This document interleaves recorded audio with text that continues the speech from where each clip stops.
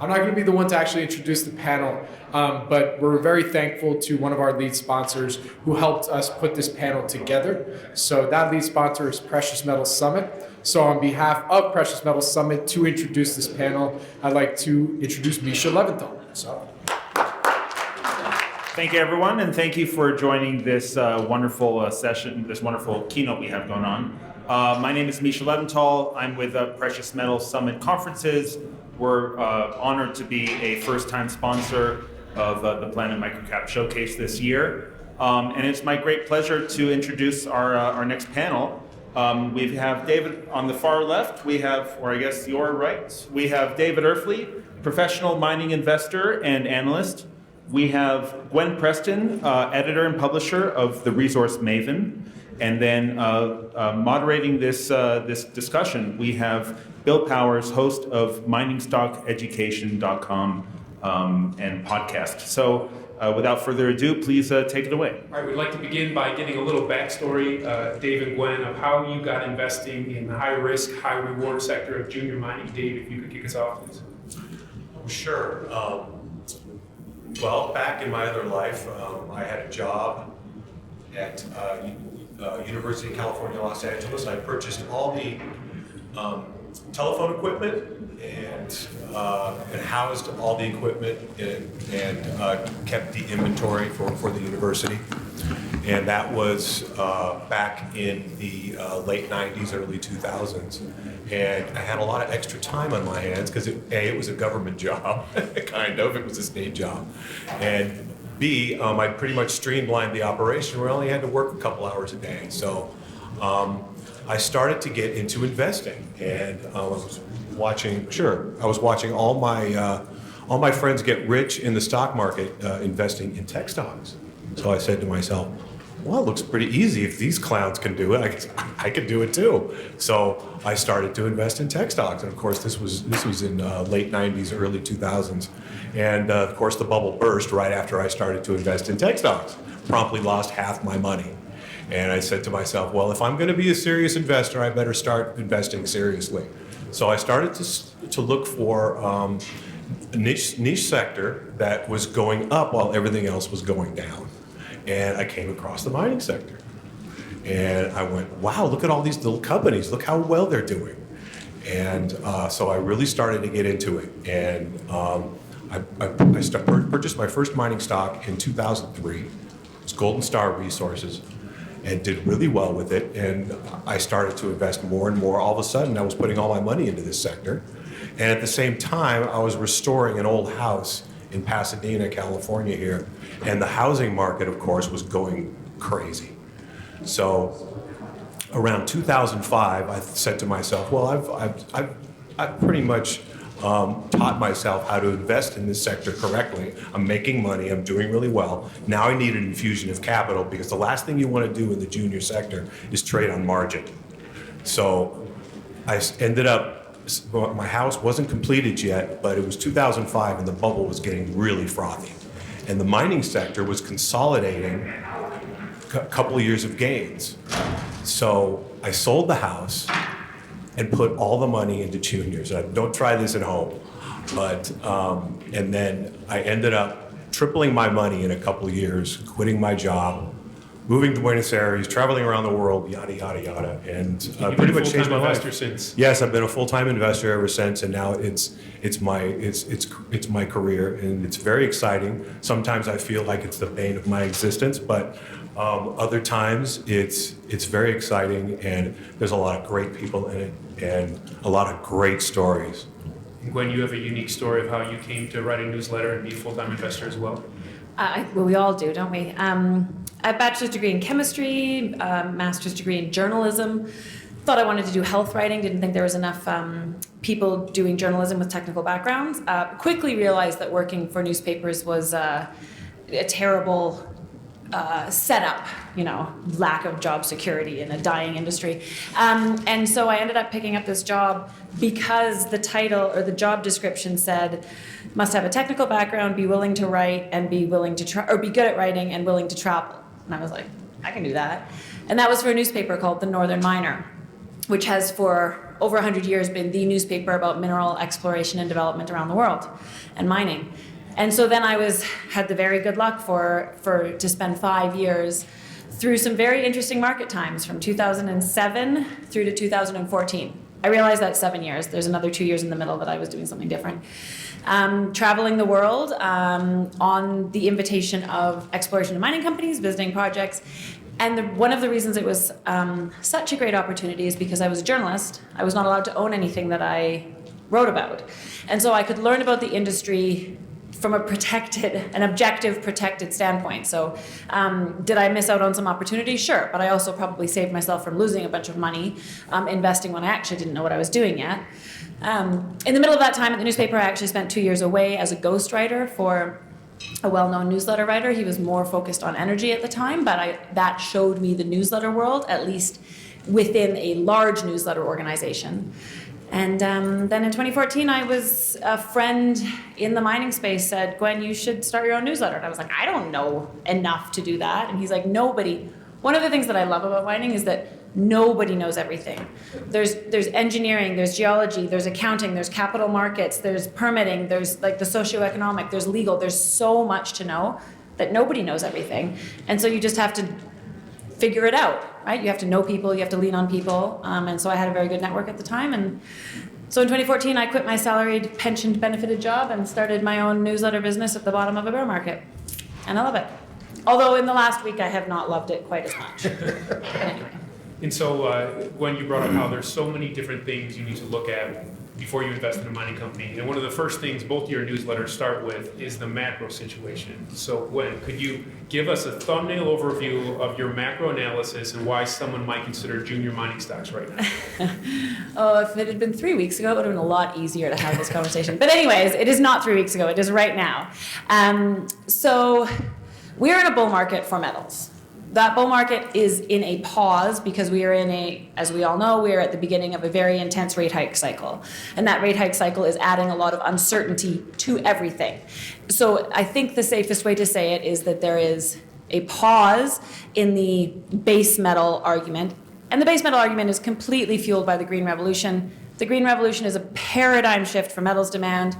It is coming after over a decade of insufficient capital investment in the mining space, so there isn't enough copper, there isn't enough nickel, there isn't enough uranium being produced, and the Green Revolution is increasing demand against what is already insufficient supply. So the bull market fundamentals are very clear, but of course the devil's in the details, and right now we have this rate hike cycle, which is making people adverse to risk and making people wonder if copper is going to step back in the next 6 months because China GDP isn't what you want it to be. And so the approach there is the duration of your vision, right? If you're trying to make money in the week, then certainly don't invest right now. If you're trying to make money in 3 years, then now is a great time. And there's a whole bunch of detail, conversation that we could have in between. Similarly with the gold market, I think gold is going a lot higher from here. I think a year from now, 18 months from now, for sure, gold will be higher than it is right now. But this rate hike cycle is an unknown entity. The intensity of the proposed rate hikes, the degree to which it's been priced in, there's some confusion out there. And so I don't know what gold's going to be priced at next week or next month, but I think that in a year it's going to be higher than it is. So I think there's a great opportunity in the space right now for medium and long term. Short term, it's all over the place, like everything else. So Gwen, I've talked to a lot of people on my show over the years, and there are some bottom-up only investors where they say, I just look at the fundamental and I pay no attention to the price of the commodity. Would you agree with that approach in the junior mining sector? To not pay attention to the price of the commodity? You're going to invest in a copper junior, a developer, irregardless of where you think the copper price is going. That is not how I would approach it. No, not in the sun. For me, it starts, because there can be a great project with great people, but if you invested in that project in 2013, it died.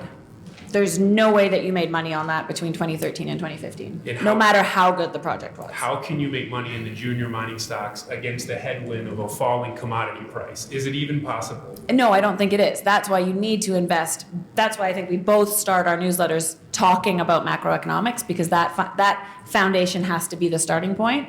And once you're bullish on the metals outlook, then go ahead and try to and choose your horses.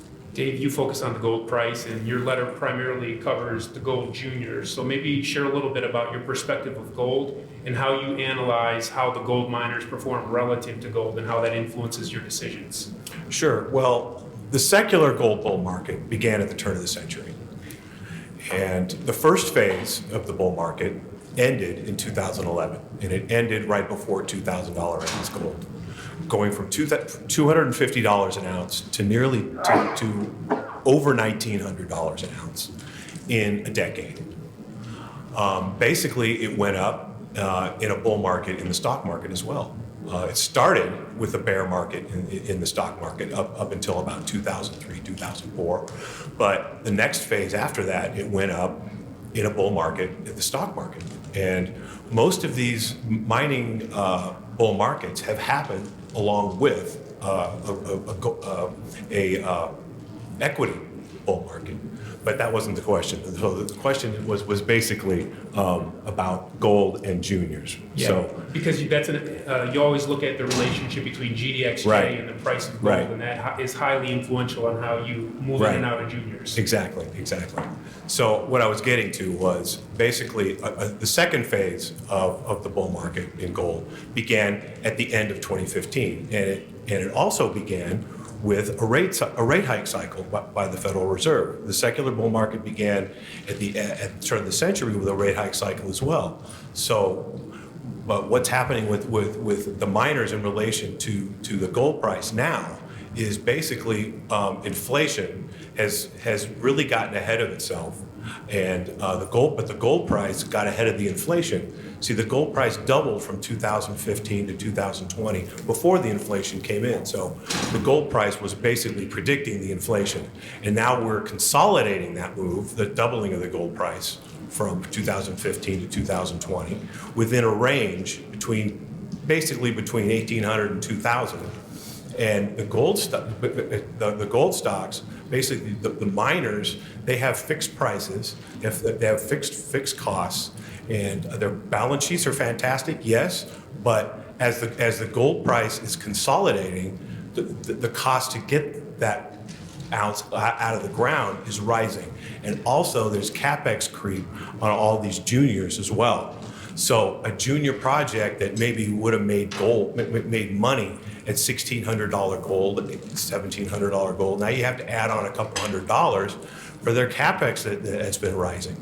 So, and also for the miners, the cost to get out of the ground, that's rising as well.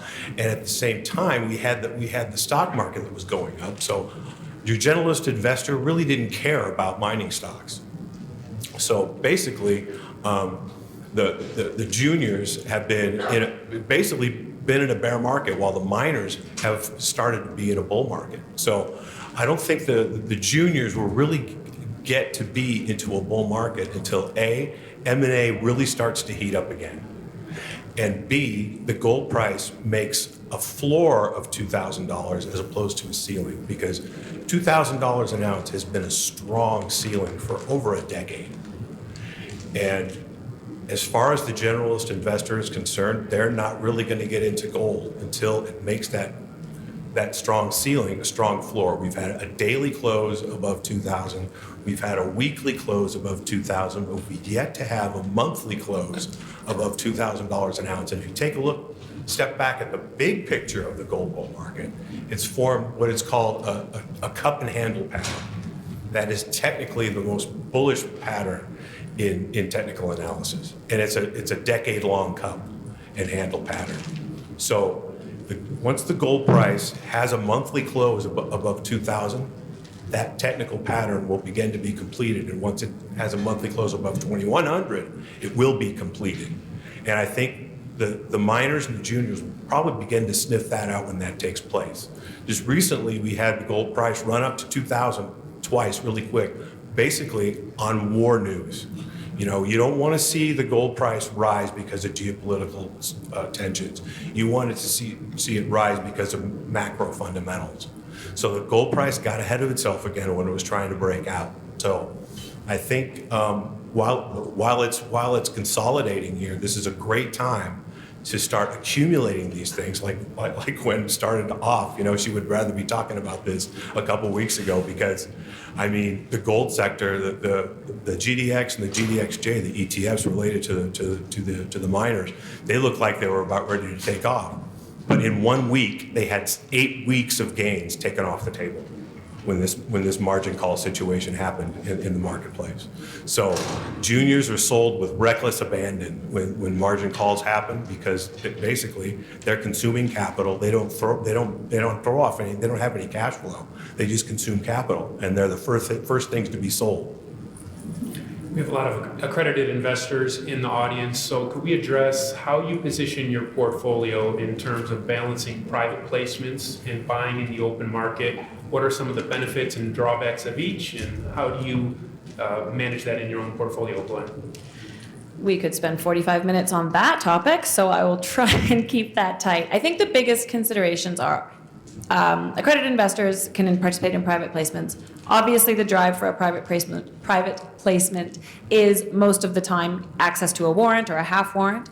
I think you don't want to lean too hard on the warrants, because especially in the junior side of the space, as many warrants expire worthless in my portfolio as I exercise, and in some years a lot more of them expire worthless. So don't just do it for the warrants. Again, the macro picture has to work, and the micro picture has to work. The corporate story, like what is going to happen over the next 2 years? Do they have a clear plan for creating shareholder value? I mean, that's just about stock picking. The argument for buying in the market is also quite strong, and it's because of the volatility in junior mining stocks, right? These are thinly traded things. That is the most important thing to remember about the junior mining space, is how thinly traded these exploration stocks are. And one of the biggest things to remember about participating in a private placement is the 4-month hold, right? You get in. The stock will often run after, because the company gets money, they get going on a work program, they spend money on marketing, there's results coming out, people get excited. The stock will run for 3 months and 1 week, and then as the 4-month hold period, so that the time frame during which participants in a private placement cannot sell their stock, as we get within 2 weeks of that date, the selling starts. And often the price will come down to the private placement, the financing price. And that's a reality. That doesn't mean you shouldn't participate in private placements, but you have to be aware that that's going to happen. If you buy and sell in the market as well as buying and selling in private placements, then you can take advantage of that very predictable pattern. So you can buy some in the placement and you can buy some in the market. And then in your calendar, make a mark 3 months later to sell the stuff that you bought in the market and reduce your overall cost base, and then you have to, hold on to the stuff that you got in the private placement. So there's a lot of nuances to how the lack of liquidity in juniors plays into share price moves. So that's one to consider when it comes to financings. On the lack of liquidity front, when the miners were getting crushed in the last 2 weeks, I had one of my stocks show up and it was 6% up, and I clicked to see how good. $185 worth of liquidity of shares traded on that day, just to kind of illustrate how illiquid some of these stocks can be. But the opportunity also is you buy when it's unloved and illiquid, and a lot of times you can get a 20-fold with the right company in the right market if the management team executes. Well, and I was going to say the lack of liquidity is, uranium bull market is sort of the best example of what that lack of liquidity or volume capacity in a market can do.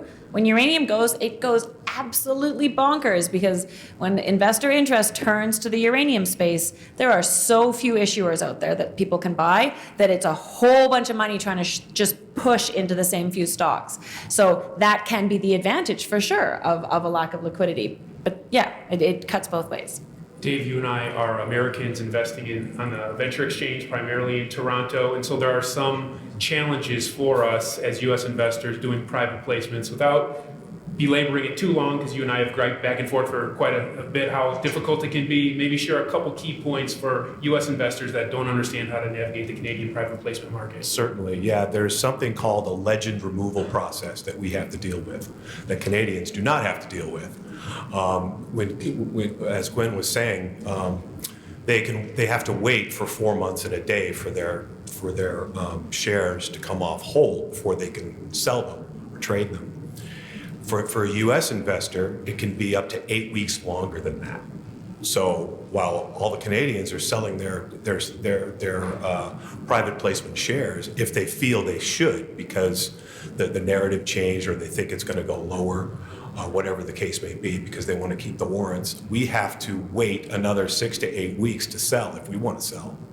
Also, there's two types of legend removal that some of the CEOs don't even understand what these practices are, what these laws are on these private placements. You ask them and they say, I have no idea. And what it is there's two types. There's a will sell legend removal and a have sold legend removal.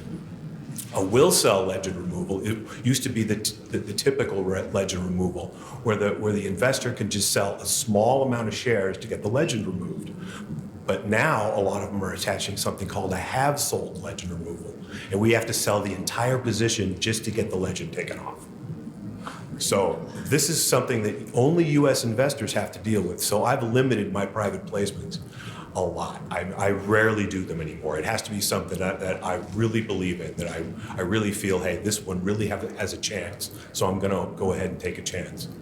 And since COVID in my account as an American, it's been like 8 months. So add another 4 months to get the legend removal off, in addition to the 4-month hold. And I was told this because all the lawyers working at home, everything is slowed down. So it's been quite challenging on that front because you don't like to see so much of your portfolio illiquid and not even able to trade it. Crazy, yeah. So let's talk about your biggest and boldest winner. Okay, Gwen, you can name a name. I know one of your biggest winners in the last 3 years, but I don't know if you want to choose that one. But share a big winner and it translated into real dollars into your account. My standout winner of my career so far was Great Bear. Anybody who's been in the exploration space, in the gold space, will be very familiar with Great Bear.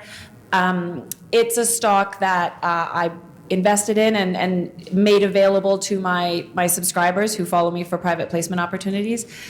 I believe it was at the end of 2017, and it was a 27-cent placement.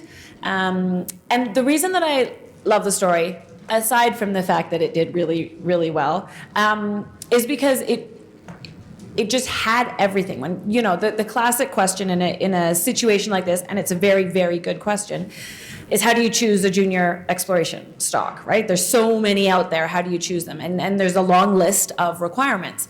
And Great Bear just really ticked every box. I mean, the people were next level. The technical approach and theory behind what they were doing was layered. So there was an obvious opportunity that they were going to chase right away, and then there was a bigger opportunity that they were very sure was there, but they hadn't even started talking about yet because they didn't want to put the cart before the horse. It was a tight share structure. It was within a really good group. It was in a good jurisdiction. The exploration costs were low because you could drive to the coffee shop in 10 minutes. It just really fit all the boxes. And long story short is that they made one of the biggest gold discoveries of the last decade, and they got taken out by Kinross for $29 a share a couple months ago. So, obvious. There's not a lot of 100 baggers in one's career. Probably the thing that makes me happiest about it is that a bunch of my subscribers sent me wonderful stories of the, mortgages they were able to retire and things like that from that stock. So that's the biggest one. And Dave? Mine was, ironically, a private placement that I did back in 2017, I believe it was. Novo Resources. I was familiar with Quentin Henney and his idea and his theory about how to extract gold in the Pilbara cheaply from it's very nuggety gold.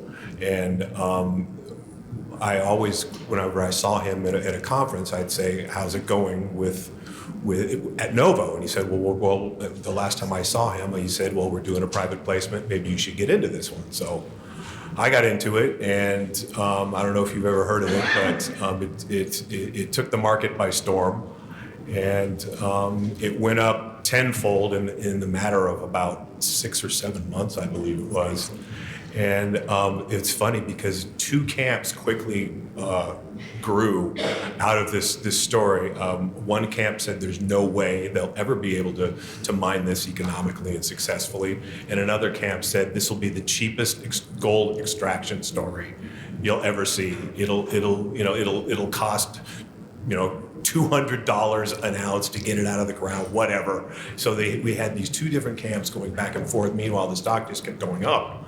And I'm not a geologist, but when I see that sort of gain in a short amount of time, I take it. So fortunately for me and my subscribers, I just started my newsletter. So fortunately for me, I started off the newsletter with a big win. And the warrants especially, they became in the money right away. And of course, they went up right along with the stock. And I mean, the house that I'm living in, it paid for the down payment on my house. That's how well I did with it. And I got a bunch of letters as well. Of course, the stock has gone back down to where I paid. Don't talk about Novo today. So, and the jury's still out, is if they're going to be successful in mining that economically. We'd like to open it up for Q&A right now. And as the first person comes to the mic, Dave, I just want to point out too, something that you've taught me is that you always pay attention to the potential promotion around the stocks in your portfolio. You Absolutely. watch your portfolio like a hawk. I know that from being friends with you for 5 years. And so if all of a sudden the stock takes off out of nowhere, you're on the phone calling the management saying, okay, why is your stock going up? And I know... Or going down. Or going down. With large volume. Yep. And if you see it's a promotion that was too effective too quick, you're going to be taking profit, aren't you? Absolutely, and telling my subscribers why it went up, because that's what my newsletter is all about, information, giving them as much information as possible so they can make their own decision. Laura? Yeah. I seem to be a little concerned about taxes and the U.S. government, and perhaps they start to punch around the U.S. Mining stocks, especially in Nevada. What say you? I guess that's a question for me. Yeah. Well, I'm always concerned about taxes. Absolutely. Look what happened in Mexico with First Majestic. I mean, that's gotten them to diversify out of Mexico. They were always about Mexico's only, silver only, and now they're branching out because of taxes. So absolutely, it does concern me. So I keep on top of that as well. Who's in office? What I think is going to happen? What they're talking about? Absolutely. I mean, and in so many jurisdictions, there's always that balance, right? Mm-hmm. Where there's risk of taxation increases and those sorts of things, but then there's a huge revenue source like Nevada. I mean, they would be hard pressed to. I mean, they want more money from it, but if they squeeze the mining out, then that would not work either. So there's always that balance in every jurisdiction. And my second question is, and I'll address it to all three panelists, is that I'm also quite concerned about ESG in regard to all of the money that has to be spent by the companies, especially by the poor exploration companies, that as a shareholder, I wish to have that money put into the ground. And I feel that there happen to be a lot of regulations that if the regulations are followed, that would be more or less satisfying to the surrounding communities as far as air quality and all other qualities that ESG seems to be interested in. And in as much you go to one jurisdiction and ESG is one set of rules, then you go to another set and you have to go to another set of lawyers and redo everything. And I find this very concerning. What is your opinion on this? So, I think the last thing that you highlighted there is the first thing that comes to mind for me, which is the challenge of doing it properly and communicating that you're doing it properly. And because of the differences jurisdiction to jurisdiction, both the jurisdiction that where your projects are, and companies can be in multiple of those, and then the jurisdiction where your corporate is, there is no unifying way of doing it. And companies in general, want to do the right thing, have to do the right thing. And yet an ESG report, when you see a company say, we've launched our first sustainability report or our first ESG report, I mean, some of those companies are spending $750,000 for an ESG report on an exploration stage and a development stage project. Like, it can be ridiculously expensive, but there's other alternatives that are not. And so I think the reporting side of it is the part that bothers me the most. And there are some people out there who are working hard to try and come up with solutions for that. They're working with the investment community because, to be blunt, one of the key reasons that companies around the world are complying with ESG is because they need to for the money, right? If BlackRock is only going to invest in things where the ESG requirements are satisfied, and many other funds are following suit, you've got to do it if you need the money, right? And exploration companies need the money. So I think it has to start with the funds and coming up with a set of reporting, a way of reporting that satisfies the funds and then erases the need for doing the same work over and over. The fund doesn't need to do the same ESG digging that the company did to create the report, and then the other fund does the same thing.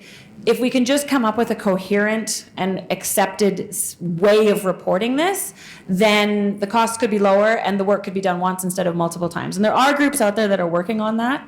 In terms of the actual doing it, mining companies have to work with the communities that they're in, and the good groups have for a long time. And I mean, obviously, I think it's a good thing that now more and more are doing it properly off the bat.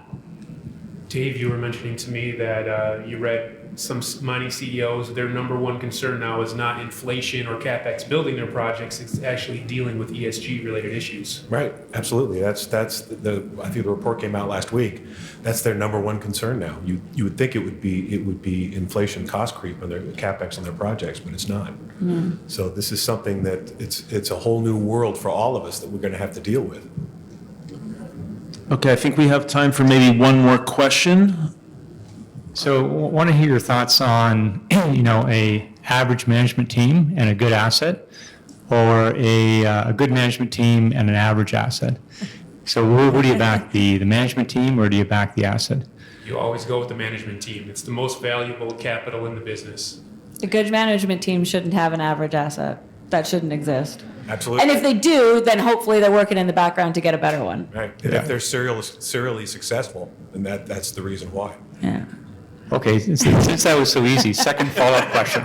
Okay, so I've been told that from a few people that your IR budget for junior mining companies should be about 25% of your G&A. And the reason is to keep up the liquidity of your stock and to make sure you're doing a good job for your shareholders. So just curious on that. So somebody I talk to on my show a lot is Rick Roll, who we all know, and he used to want to see 20% of total G&A in the budget. The 80 other percent goes into the ground or towards the project. He's given flexibility now to spend up to 25% of a budget on G&A. And then marketing is one component of that 25%. Mm-hmm. But I will tell you from talking to people and people who put together deals that when they're doing an IPO and they're raising $5 million, they have earmarked $1 million for promotion coming out of the gates. So especially for an IPO deal, I am seeing a 25% market budget with some people I've spoken to. I think you need to spend money. You need to tell your story. If you're not talking to people, then nobody's going to know your stock. And this goes back to that limited liquidity thing we were talking about before. If management teams aren't actively supporting their stock, and there's lots of different ways that you can support your stock, but if they're not actively doing it, it will drift. And so as much as we all wish you didn't have to spend money spreading the story, you do. Now, I don't know actually whether 25% of a G&A budget is the right number. I am curious now to sort of ask around and get a better sense of that. But there has to be money spent. That within that statement, there's groups out there that spend really, really big money, and that usually backfires. It usually spikes and drops, and then there's people who are mad, and then there's money not going into the ground, and then they have to raise again. So I don't like huge spending budgets for sure, and there's better spending and worse spending, but you've got to tell the story or your stock will slide. It doesn't matter how good your asset is. Yeah, if you're spending too much on promotion, that's a red flag. Okay, well, one last time I want to thank David Erfle of Junior Miner Junky, Gwen Preston of the Resource Maven, and Bill Powers of Mining Stock Education. Thank you so much. This was a wonderful discussion.